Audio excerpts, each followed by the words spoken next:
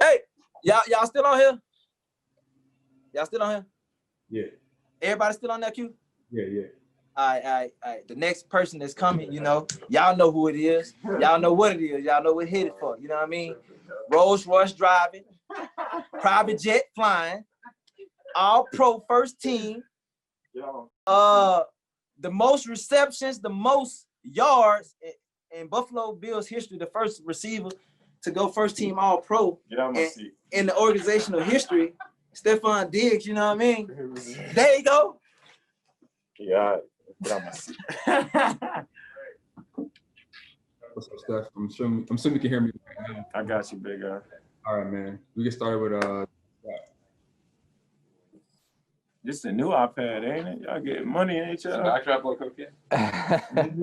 Hey, Stefon, how you doing? I'm good, champ. How you doing? Not too bad. Thanks for taking the time. Obviously, you've played in big games in your career. How do you manage embracing the moment while maintaining it as we've heard other guys say, just another game?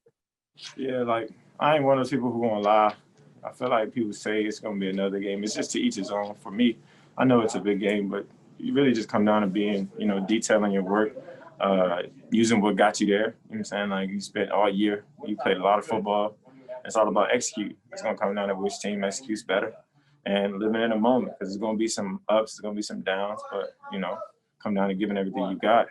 You got to lay it all out there. I know you've only been playing with Josh for 1 year, so you haven't seen him earlier in his career, but how have you seen him handle when the stage gets bigger and the pressure maybe mounts? How have you seen him perform and carry himself and act? From a huddle standpoint, he's the general. He's commanding. He's giving all the. He's telling me what I got. He's telling guys what he got. He's telling guys what to line up. He's poised. He doesn't get too high. Doesn't get too low. And I never see him overly excited. So for me, it's like I like a quarterback just going to stay right there. And he's also running around. So he's also part of this game plan. Like I'm saying, like him putting his head down to get extra yards and things like that go far with us. So basically, just he's been right where he needs to be. Appreciate it, Stefon. Thank you. Oh, no. Stefon, John Warrow, AP, how you doing? What's up, Chan? Just what is it about? Well, what do you make of the fact that you are in the same company as guys like Davante Adams and who you've played against, and Tyreek Hill, among this Final Four, and what seems to separate you guys this year? Do you think going into this weekend? What you mean? Say that again. Like, what's the question? Yeah, no, you're right. It's like, sorry, it's been a little bit scrambly here, but just when you're in the same elite company, being talked about, with Davante Adams, what makes you and Tyreek Hill, what has made you guys unguardable almost this season when it comes to opposing defenses trying to shut you down? You and Kelsey as well haven't been able to be shut down. What separates you guys from the pack? Alongside with those names, like those guys that you named, I think something that we all have in common is we got some good quarterback play, some real good quarterback play. Part of being a receiver. So I think things are predicated off your quarterback, his decision making, his ball placement, XYZ. So as far as like having a good relationship with your quarterback is really what it comes down to. That's one thing I feel like we all the guys that you named just now have a good quarterback, because you can see guys who haven't had as good quarterbacks or just good receiver skill set wise, but haven't been put in the best situation, not have as much success, and probably could. And then it comes down to opportunities. I feel like my offensive coordinator does a great job of making things look one way, or having a great game plan. And it's not too much of just receivers getting open and catching the ball. It's they love seeing good plays happen from a receiver perspective, quarterback perspective, but it always comes down to get open, catching the ball, and doing your job. But I feel like one thing we all have in common is our quarterback's been playing really some exceptional ball. And I know you want to deflect the attention, and I respect that, but some of that has to fall on you because of self-confidence. And as you with each catch, with each game, how much does self-confidence make you feel that you can beat anybody? I mean, to be in that place where you can catch 6, 7, 8 passes a game. I mean, I I think my confidence not necessarily comes from my success on the field. My confidence more comes from the preparation standpoint, my preparation in the off season, my time that I put into my craft, so I can have the confidence that know that I'm gonna get open and I'm going to catch the ball. So it's not so much in-game confidence. I usually have my confidence going in and just knowing that. I mean, I don't know what the guy across me has been doing. I don't know how much time he put in. And I feel like every player, you're gonna meet a dog. You see dogs all the time. I see dogs week in and week out. And what's going to separate you is going to the deep end, you know, as far as like being committed to being disciplined, being committed to your success and your craft. So for me, my confidence comes from the work that I put in. And, you know, on the field, that's just coming into fruition. And I forgot to ask you, what did you make of Trey White's introduction of you? I left my car open the other day, and he sent me a video of my car door open because he was playing around. So me and Trey are not getting along right now. Oh. Okay, we won't mention that. Nah, that's my guy. That's my guy. Very good. Thank you very much. No doubt. Hey, Steph, you got me? Yeah, I got you. I ain't seen you in a while. How you doing? I'm doing good. How you doing? I'm awesome. Thanks, man. He was in the Rolls Royce or the G-Wagon? Which one? Oh, no, I'm not sure. That's a lot of money I just said right there. But Josh Allen said earlier today that this team is beating with one heartbeat right now. How do you feel the relationship between, you know, all of the guys in the locker room is just a big point to why you guys are where you are? I just think probably because we all like each other, we all getting along. You know, it's like it really is like a family. You can kind of see a little bit of it when we be having fun out there. Like you saw a couple of weeks ago, Lee Smith get tackled by Feliciano. Like you don't see that on teams. Like you do, I guess. You know, I don't really peep it too much. But for our team, we all having a lot of fun. We all gearing to one goal, and that's to get a win. And it's always been that way since I got here. I haven't been there that long, but that's only been in the forefront of everybody's mind. And you know, being committed to everybody having success and winning. Like a guy like Cole Beasley, who last week, if you watch the tape, he was open. He had 0 catches. You know what I'm saying, but him being the teammate that he is, he came to me after the game and was just like, "Pops, he always says Pops, but he said, I'm gonna continue to get open. You know what I'm saying, but I'll do anything for us to win. I don't care who gets the credit." And just having guys like that on the team, or having guys that's willing to, you know, not necessarily be a decoy, but willing to take some heat off other guys. Like even in my situation, I tell them, I don't care how many balls go my way. I'm just trying to make the plays. I don't care if Gabe get 100 balls or Smoke get 100 balls. As long as we win, it doesn't really matter. So we don't really know how it's going to shake out week in and week out. But a guy like Cole Beasley, as far as like being unselfish and being a team player, we're all beating with the same heartbeat, like Josh says. So we don't care who get the credit as long as we win it. The last question. It's been a while since you guys have had that many fans in the stadium. Arrowhead's supposed to have 17,000 fans.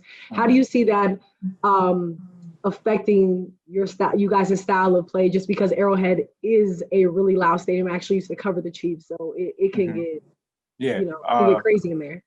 I don't see it being that. I mean, I don't really have to deal with it too much. It's more so a quarterback, like lineman kind of thing, because I'm supposed to be looking at the ball anyways. I'm not supposed to be listening to the snap count. So I don't anticipate it being a huge problem. But if it is, we're going to have to prepare the right way and adjust accordingly, because I've been in Arrowhead when it's at maximum capacity. So I know how loud it can get, and I anticipate it being just as loud with all the fans that's there. So it's something we definitely look forward to, and we're just going to have to adjust on the fly. All right, thanks, Steph. Good luck. Thank you so much. Hey, Steph, it's Kim Jones from NFL Network. How you doing? I'm great. How are you? I'm awesome. I feel like you're reading my mind a little bit, because I wanted to ask you about Cole and that reaction, because it's, in a way, what some folks don't see as a typical wide receiver reaction, and yet on your team, that does seem to be the typical reaction. Why is that? Why are guys so willing to buy in, do whatever, even if the stat sheet ends up saying over? It's probably because it's just like your teammates. Like nobody puts you in a space where as though you feel anything less than a great player. Like to me, Cole Beasley is an all-pro player. Like he might not show up in the stat sheet, but I can literally cut the tape on. Anybody can watch the game last week. He was open a lot. You know what I'm saying? But it's a lot of guys open. So now, like it's so weird that me and Bees have a competition to be like now, like who's getting more open? Who has more separation? Like.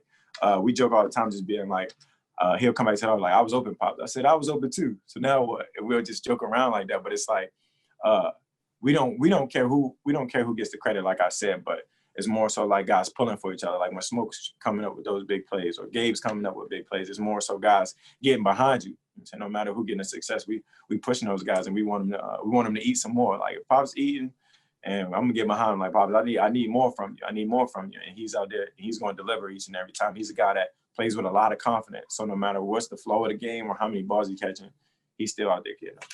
Steph, I've been impressed all season about kind of your perspective on the trade and everything else.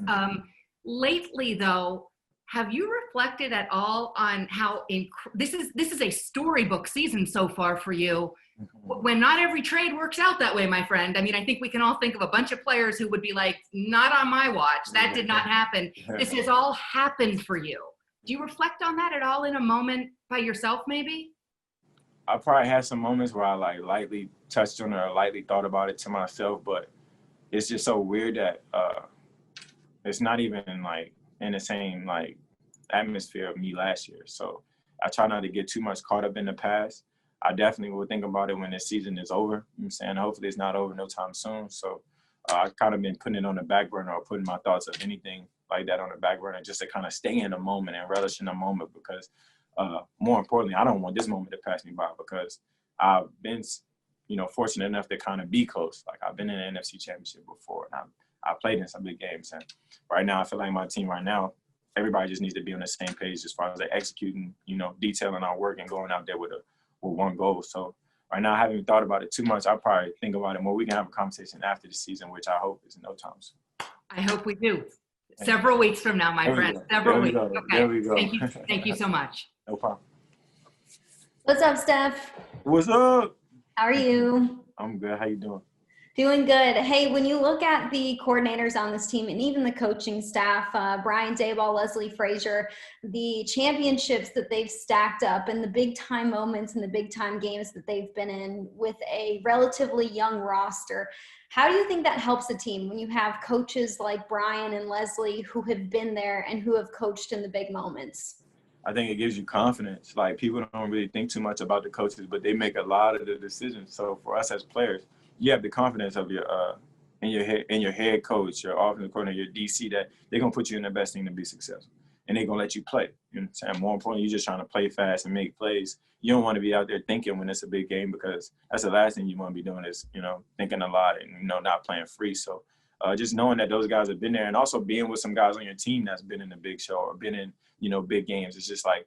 You're like, all right, you know what I'm saying? You know how to anticipate this game, or you know how his approach would be. Like for example, like a guy like me, like I don't change. Like I'm gonna be the same guy I was week one that I am right now. Maybe a little bit more juice, but try to stay the same and stay the course. Just having confidence that everybody's gonna be on the same page. Looking forward to that more juice. Appreciate it. Thank you. Appreciate it. Hey, Stefon, this is Scott Abraham with ABC7 in Washington, D.C. How you doing, man? I was about to say, I don't think I've ever seen you before. You're a new guy. I saw you at College Park a couple times. Oh, I was talking more recently. You probably were a lot younger then, too. I'm just kidding. Well, good to see you. And obviously, you're a role model and inspiration for so many young men and young girls from Montgomery Village to College Park. You got the whole DMV buzzing right now. They're all excited to watch you on the big stage. What is that like to kind of be a role model to so many young men, young women from the DMV, and what kind of message do you want to share to them? The message I would share is, always believe in yourself. It's something that I always hone in on, just as far as believing in myself, knowing that I can do it and preparing the right way. People always believe in manifestation, believing that you're going to do X, speaking into existence. And that's something that I pride myself on, and not only just speaking it into existence, but working for it. So for me, if I could say anything, don't give up on your dreams, keep chasing them, believe in yourself, because, that's how I got here right now. That's how the trade happened. That's how I believed in myself. I wanted more for myself, and I feel like God has something on the other side. So that's something that I'm never going to forget, and it's always going to be a true testimony. God's real. He ain't never let me down. So